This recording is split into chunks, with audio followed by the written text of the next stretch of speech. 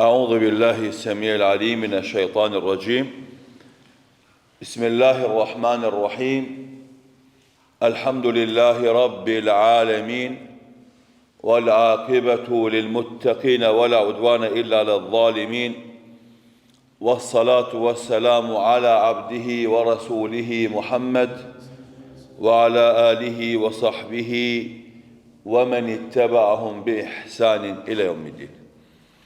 Të dashur dhe nderuar vëllezër të pranishëm në këtë xhami, vazhdojmë me mësimet dhe porositë që marrim nga libri Riyadus Salihin i Imam Neveviut rahimullahu taala, i cili në këtë libër ka përmbledhur ajete nga Kurani fisnik dhe hadithet e pejgamberit sallallahu alaihi wasallam, me të cilat ja ndriçon besimtarit rrugën drejt Allahut subhanahu wa taala.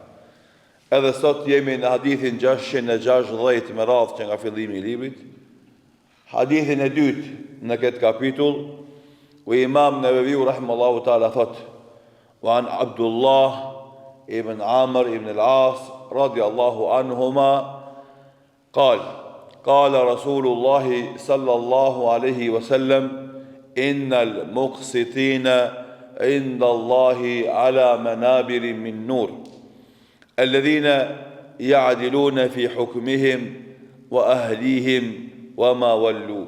رواه مسلم. نرفان عبد الله ibn Amr ibn al-As radiallahu anhuma, i cili thot se pejgamberi sallallahu alaihi wasallam ka thonë: me të vërtet të drejtit janë tek Allahu në minbere nga nuri, ata që janë të drejtë kur qeverisin mbi familjet e tyre dhe ndaj atyre që i kanë nën sundimin e tyre. Këtë hadith e transmeton Imam Muslimi në Sahihun e tij. Ne kemi folur në mësimet e kalume në lidhje me këtë hadith dhe kemi dhënë disa mësime dhe porosi, kemi dhënë disa shërime dhe tani jemi duke folur për rëndësinë e drejtësisë në sistemin e vlerave të Islamit. Dhe se ne si musliman e kemi detyrë dhe obligim që të jemi të drejtë të gjitha situatat dhe rrethonat. Edhe kur kemi pushtet, edhe kur jemi nën pushtet, edhe kur kemi të bëjmë me njëri tjetrin, edhe kur kemi të bëjmë me familjen e ngushtë. Të gjitha situatat dhe rrethonat tek ne muslimanët duhet të jetë parullë e pazëvendësueshme të jemi të drejtë, të qeverisim me drejtësi, të insistojmë në drejtësi, të luftojmë për drejtësi, të zbatojmë drejtësinë, të thrasim në drejtësi, të urdhërojmë në drejtësi. Për krejt çka kemi të bëjmë, duhet të jetë drejtësia boshti kryesor rreth të cilit qarkullon mendimi jon, veprimi jon, organizimi jon, thirrja jon, zbatimi jon e kështu me radhë. Andaj Allahu Dhul Jalal e përmend në mënyrë të drejtë për së drejtë se besimtarët e kanë detyrë dhe obligim të jenë të drejtë, sidomos ata që kanë pushtet, sidomos ata që kanë marrë përsipër për qeverisë me popullin e vet. Një ajet kuranor i cili do të e urdhëron drejtësinë është edhe ky në surën An-Nisa, ajeti 58, ku Allahu Dhul Jalal thot: "Inna Allaha ya'murukum an tu'addu al-amanati ila ahliha wa idha hakamtum bayna an-nasi an tahkumu bil 'adl." Allahu ju urdhëron që amanetet t'ua jepni pronarëve të vet. Nëse ke marrë diçka në amanet, ajo nuk është e jotja, është e atij që të kalon në amanet. Andaj çoni amanetet në vend. Kjo është porosia e parë, dhe pastaj vazhdon Allahu Dhul Jalal dhe thot: "Wa idha hakamtum bayna an-nasi an tahkumu bil 'adl." dhe kur qeverisni e gjykoni mes njerëzve, atëherë të gjykoni me drejtësi.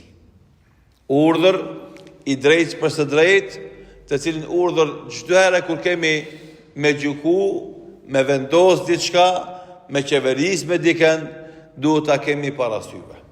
Timi të drejtë. Andaj Allahu Dhu Xhelal edhe në historinë e pejgamberëve, sidomos atyre pejgamberëve që kanë qenë edhe mbretër. Se ju e dini se ka pas pejgamber që kanë qenë njerëz të rëndomtë, edhe pejgamber që kanë qenë mbretër. Për tyre ka qenë Davudi alayhis salam. Për tyre ka qenë Sulejmani alayhis salam. Edhe mbretër, edhe pejgamber. Do von kanë qeveris, kanë udhëheq me popujt e tyre. E Allahu Dhu Xhelal në surën Sad i thot Davudit alayhis salam: "Ya Davudu, o Davud, inna ja'alnaka khalifatan fil ardh." Ne të kemi bërë ty më këmbës mbi tokë. Fahkum bejnë në nasi bil haq, e gjyko në mesin njerëzve me drejtësi, me të vërtet. Wala tattabi'u al-hawa, e mos ndiq epshin tan, fe yudilluka an sabilillah, i cili do të lajthit ty nga rruga e Zotit. Inna alladhina yadhilluna an sabilillahi lahum adhabun shadid bima nasu yawm al-hisab, e ata që lajthisin nga rruga e Zotit, atyre u përket dënimi i ashpër për shkak se ata haruan ditën e llogarisë. Shifna çfarë porosi madhështore i jep Allahu Dhu Xhelal Davudit alayhis salam. Megjithëse ishte pejgamber, edhe ishte i përgatitur me i zbatu urdhnat e Zotit pa kurrë farë mangësie dhe dobësie, megjithatë Allahu Dhu Xhelal ja kujton atij këtë vlerë. Inna ja'alnaka khalifatan fil ardi, ne të kemi bë ty më këmbës, pushtetar mbi këtë tokë. E ti, momentin që e merr pushtetin, nuk duhet me të rrit mendja. Edhe nuk duhet të mendosh që je i gjithë fuqishëm. Dhe nuk duhet të mendosh se çka don ti bën. Askush nuk ka mundësi me ta kundërshtu vendimin tënd. Askush nuk ka mundësi me e kundërshtu atë që ti e ke thonë, e ke mendu, e ke sjell si ligj apo vendim, po ti edhe kush do qoftë si ti, duhet të qeveris me drejtësi, me hak. Duhet të jetë brenga e tij kryesore, secili njeri, jo vetëm njeri, po edhe çdo kafsh, edhe çdo insekt, edhe çdo gjë që ka në vendin ku ti qeveris, ta merr atë që e meriton. Ta merr hakun e vet. Edhe kështu kanë qenë qeveritarët musliman.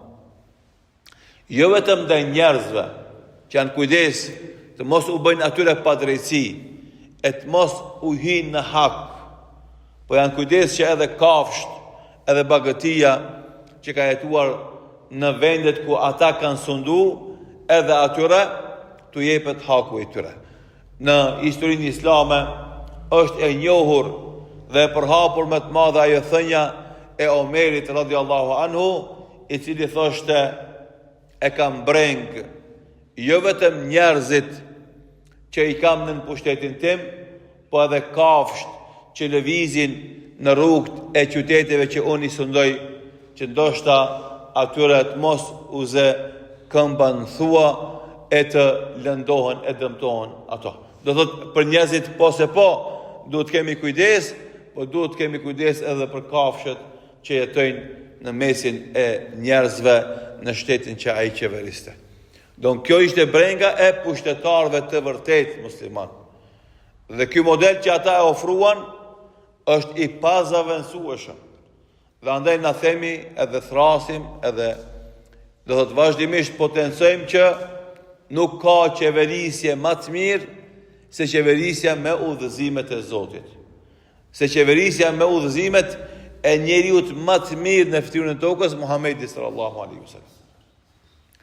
Dhe ai model që e kanë dhënë pastaj pushtetarët musliman të drejtë është modeli që duhet të ndiqet dhe duhet të potencohet kthehemi tek ai. Zotën jo rastisht edhe lufta ma e egër bëhet mund këtë pikë. Edhe këtë çështje kemi sqaruar edhe në mësimet e hadithit më hershëm, edhe para asaj pse luftohet me të madhe dhe pse pengohet vazhdimisht dëshira dhe kërkesa e muslimanëve që të jetojnë sipas udhëzimeve të Allahut Dhul Xhelal dhe udhëzimeve të pejgamberit sallallahu alaihi wasallam. Sepse ata njerëz që do qeverisin me këto udhëzime do ofrojnë modelin e duhur. Do ofrojnë modelin i cili do jetë model për të ndjekë nga e gjithë bota. Dhe krejt ajo që flitet pastaj për sisteme tjera politike, si të zhvilluara, të avancuara, maksimumi në cilën ka arritur kontributi njerëzor në sistemet politike, këtë ato bin loq. Se kjo që e ka sjellë Zoti është më e mira, më e sakta dhe më e duhura. Andaj kemi pra dy ajete, njëri që i urdhron të gjithë pushtetarët që t'i çojnë amanetet në vend.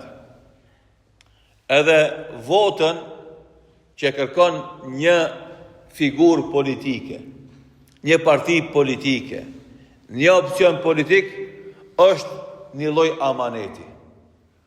Që kur e kërkon atë përgjegjësi dhe atë pushtet, ti je të marrë përsipër një amanet. Edhe ata që e votojnë, ja japin mbështetjen, edhe ja japin mundësinë që ai ta merr këtë amanet ta çon në vend. Dhe në momentin që ti e kërkon votën dhe brenda teje je i bindur se ti pas procesit zgjedhor nuk të intereson çka ka më ndodhur me atë amanet që e ke marrë. Atëherë ti je duke e tradhtu atë amanet, e të na muslimanët, ata që i tradhtojnë amanetet, llogariten munafik, dyftyrsha. E fatkeqësisht në botën e politikës me gjetë dyftyrsha sot është sukses, sepse fatkeqësisht shumica për tyre janë shumë fytyrsha. Me dy me kon është shumë mirë, sepse shumica për tyre janë me shumë fytyra. Nuk e themi këtë për qërtu ose kritiku filanin ose fistekun, anë ose ben, opcionin e bardh ose opcionin e zi. Jemi duke folë për të ngrit vetdijen e shoqërisë, që edhe na që votojmë, edhe ata që votohen ta kuptojnë se janë në një proces të amanetit. Edhe duhet me mendu mirë, edhe duhet me pas parasysh se për këtë amanet edhe ata që nuk votojnë, edhe ata që votojnë, edhe ata që votohen, krejt këta kanë me dhonë llogari. Pra dhe ti që rinë anësh, e bosh tifoz publik e arenës, e zhvillime në arenë, edhe ti që je ndihmës lojtari, edhe ai që është lojtar, krejt këto japin llogari. Dhe andaj duhet të insistojmë vazhdimisht që na të jemi kontribues pozitiv dhe konstruktiv për ndryshimin e gjendjes së shoqërive tona, duke filluar që nga vetja jonë e deri tek i pari jonë. Qasja indiferente, qasja e mos kokçarjes për atë që ndodh në vendet tona, shoqëritë tona, dhe mos kontributi, sado që të duket ty i vogël ose minimal, për ndryshimin e situatës dhe rrethanës që gjendemi na, është qasje që nuk e pranon Islami dhe normalisht e privon vetveten në ato situata nga fitimi i shpërblimit të ndryshimit të gjendjeve dhe situata. Të gjitha ndryshimet e mëdha në botë kanë ardhur prej veprimeve të vogla, të cilat në fillim ndoshta kanë qenë të përçmume, pa vlerësume si duhet.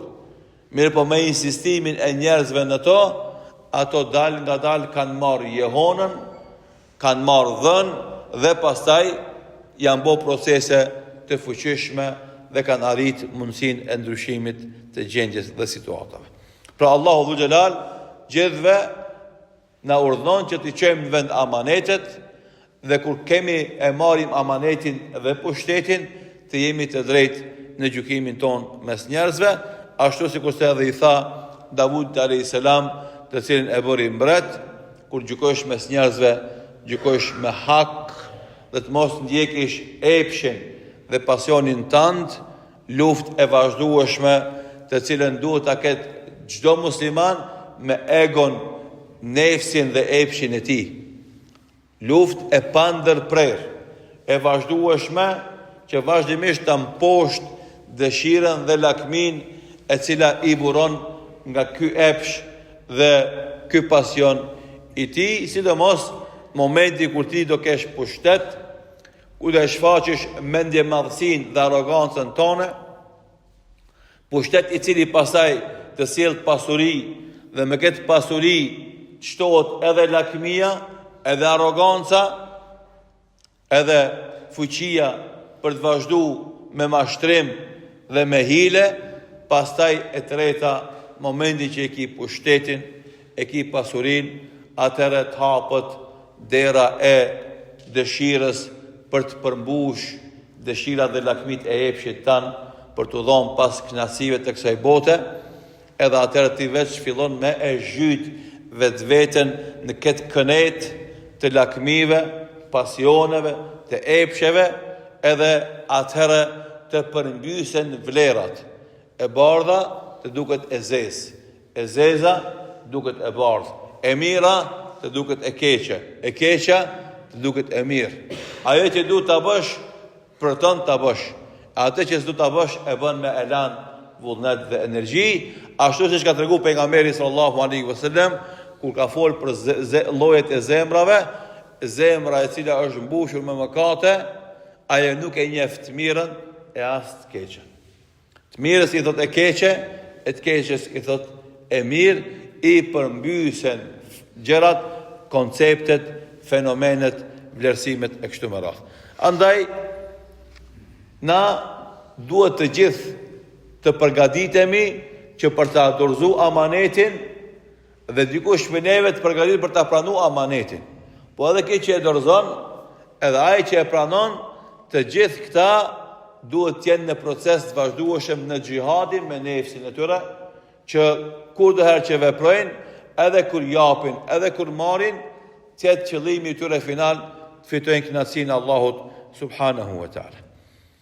Dietarët, duke komentuar ajetin e më parë që e përmendëm, fjalimin apo dedikimin që e bëri Allahu dhul xhelal Davudit alayhis salam, thënë ulemat, ky drejtim, ky dedikim që e bëri Allahu dhul xhelal Davudit alayhis salam vlen për të gjithë pushtetarët që nga koha e tij e deri më sot. Dhe e japin një konstatim në të cilin nuk ka kur një farë dyshimi se drejtësia e një pushtetari është ajo që ja zgjat ymrin pushtetit të tij. Dhe në momentin që ai e zëvendëson drejtësinë, me të cilën qeveriste me pa drejtësi, të mirën me të keqe, s'ka dyshim se në momentin që ai vepron me pa drejtësi, veç ka fillu të rreh ora e përfundimit të pushtetit dhe mandatit të tij. Momentin që dikush është pushtet e shtohet arroganca, mendjemadhësia, lakmia, zullumi, padrejtësia, e mendon se du i pas të mekanizma, e ka qeverin ekzekutivin, e ka parlamentin legislativin, e ka gjyqësorin me vete, e ka biznis lobin me vete, i ka mediat me vete, edhe s'ka kush e rëzon, s'ka kush e zëvendëson, s'ka kush e ndron. Shumë pushtetar, zullumqar, në shekujt e kaluar, kështu kanë menduar. E kanë këtë llojt e pushtetit në dorën e tij dhe askush nuk ka mundësi me erzu atë dhe me ndryshu pozitën e tij. Kjo është dehja me pushtet. Dehje me pushtet. Kur nuk i shet të vërtetat reale, sepse dehja me pushtetin që ki nuk lejon me i po gjërat ashtu si janë. Edhe çka ndodh? Ndodh që Allahu dhul xhelal ja vazhdon pushtetin atij derisa të vjen momenti i shkatrimit të tij nga ajo anë që ai nuk e pret. në formën që ai nuk e mendon. Edhe kështu ka ndodhur. Edhe të kaluarmen e largët, edhe në kaluarmen e afërt. Edhe kështu ka më ndodhur. Pushtetet diktatoriale komuniste që ishin në shekullin e kaluar, shumica prej tyre kanë menduar se kemi vendosur sistem social sipas tyre ku ka barazi mes njerëzve, kemi vendosur sistem politik ku askush se ideologjikisht kanë u përgatitur njerëzit s'ka me kundërshtu dhe na kemi vazhduar me pushtet deri në fund të botës. Mirë, po nuk u zgati më shumë se 70 vjet.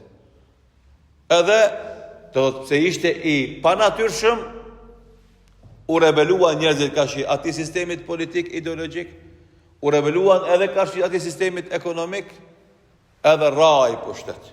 Edhe sistemet politike tjera, kjo që e quajnë demokraci, edhe këta mendojnë se kanë bërë maksimumin më të mirë dhe mundshme. Dhe këta mendojnë se është e pazavendësuar.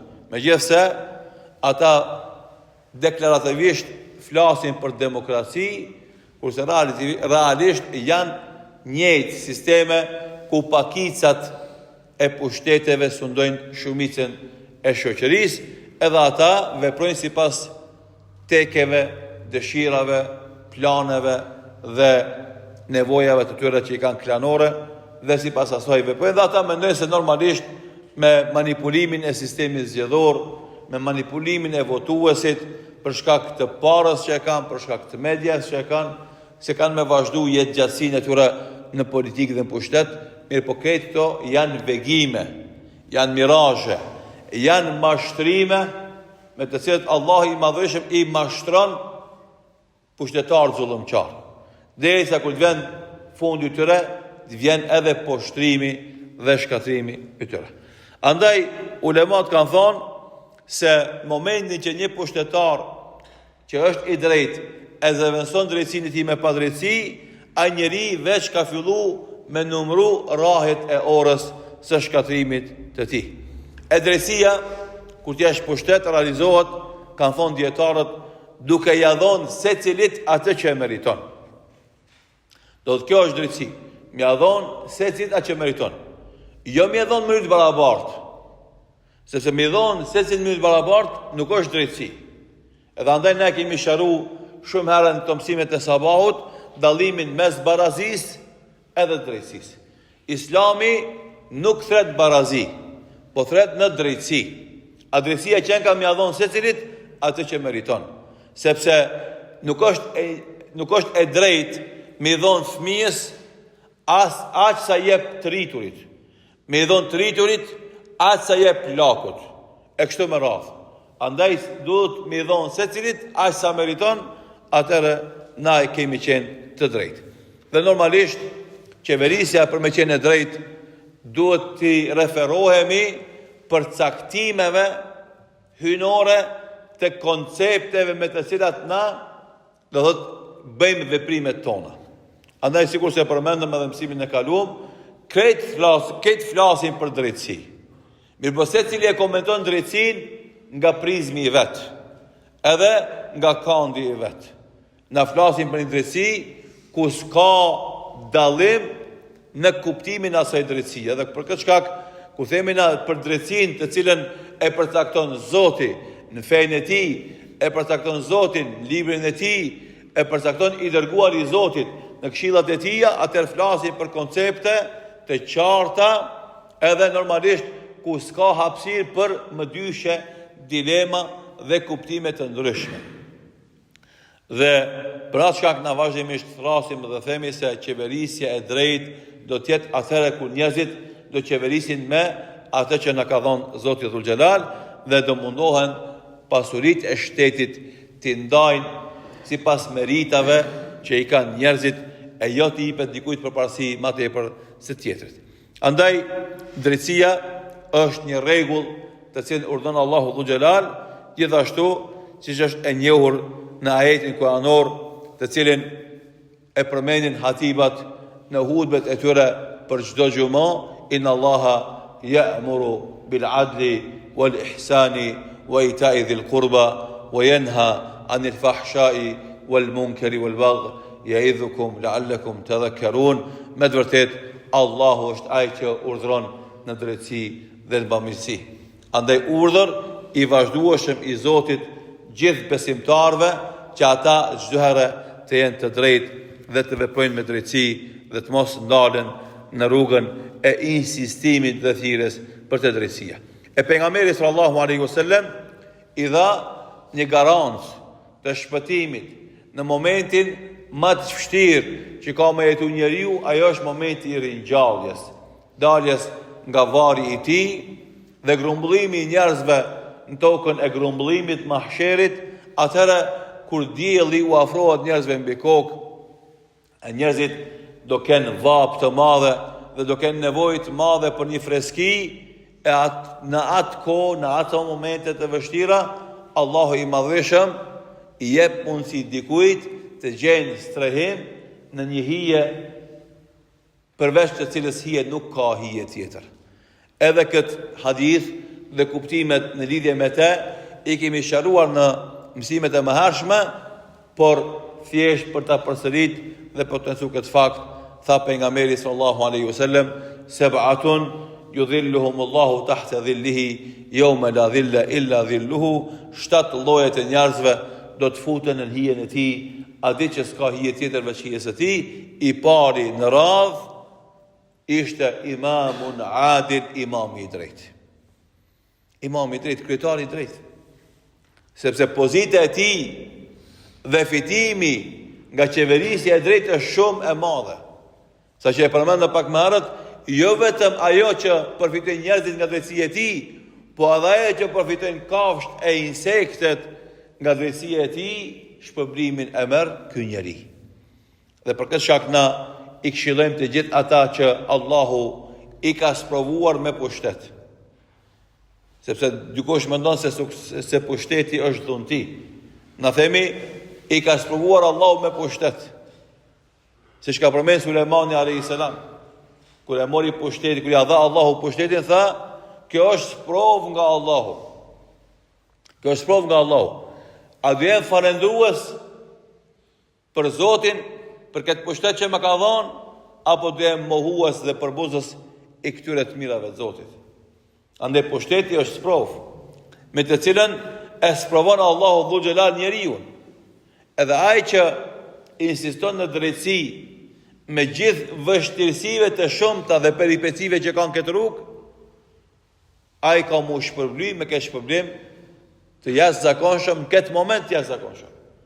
Dhe kundërta është e kundërt. Dhe ai që e merr pushtetin dhe nuk ja jep hakun dhe e keq përdor në mënyrë maksimale, atëherë le ta pret ndëshkimin i cili i takon secilit njeri që gjykon me padrejtësi.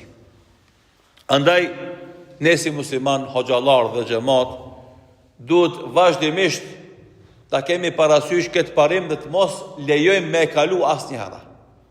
Pa marrë parasysh a ka të bën me mu favorin tim apo ndamin tim. Na duhet jemi të drejtë. Pa marrë parasysh a është kundrejt atyre që i duam apo atyre që nuk i duam. Na duhet me qenë drejtë. Pa marrë parasysh a është në lidhje me miqtë tanë apo është në lidhje me armiqtë tanë, na duhet me qenë të drejtë. Pa marrë parasysh a është pikpyetje ai që të ka bëu mirë apo ai që të ka bëu keq, na duhet me qenë të drejtë. Edhe në hakmarrjet tona ne duhet me qenë të drejtë. S'kemi të drejtë fetarisht asnjëherë, as në momentin që të mundsohet të marrësh hakun tan, ti ta kalosh hakun tan e të bësh padrejtësi. Po në gjitha situatat ne kemi detyrë dhe obligim të jemi të drejtë, sepse vetëm kështu e fitojmë bekimin e Allahut, ndihmën e tij, përkrahjen prej tij, dhe vetëm kështu na dalin fitimtar në këtë botë, edhe normalisht dalin fitimtar edhe në ahiret.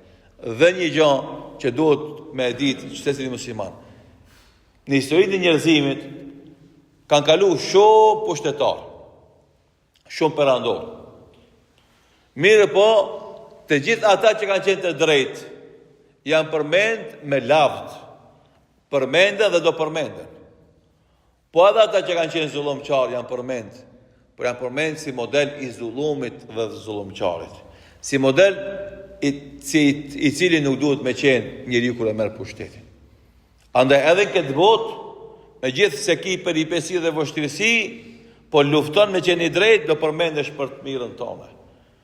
Edhe i keqi për të keqen e vetë. E mos flasim çka e pret një besimtar të devotshëm sinqert, i cili i hen kësaj bote të pushtetit dhe qeverisjes me atë gatishmëri të xhihadit me nefsin e tij dhe me rrethin e ngushtë të tij, që me çdo kusht me pas aty ku ai vendos dhe qeveris vetëm drejtësi. Është e rëndë, është e vështirë, por nuk është e pamundshme dhe pa arritshme për atë që i mbështetet Allahut dhe ndihmën e tij vazhdimisht, e pastaj mbledh rreth vete njerëz që janë si ai, sinqertë dhe devotshëm, dhe njerëz që mundohen vazhdimisht me qeverisë me drejtësi për me fitu kënaqësinë e Allahut, e pastaj me sjell edhe bereqetin e tij në këtë tokë dhe këtë botë. Normalisht, mësimet dhe porositë që dalin nga ky hadith janë akoma të shumta lidhe me këtë hadith. Na këtu e përfundojmë mësimin e sotit, që inshallah taala me mësime dhe porositë tjera të vazhdojmë në mëngjesit e ardhshme, duke lutur Allahun e Madhëshëm në vjedhje të dobishme dhe vepra të mira, në sinqeritet në fjalë dhe vepra, dhe ashtu si na ka bashkuar në këtë xhami për të mësuar këto hadithe të pejgamberit sallallahu alaihi wasallam. Elusim Allahun e Madhëshëm që ai na bashkon me Muhammedin sallallahu alaihi wasallam në Jannatul Firdaus. Wallahu ta'ala a'lam wa sallallahu ala Muhammedin wa akhiru da'wana alhamdulillahi rabbil alamin.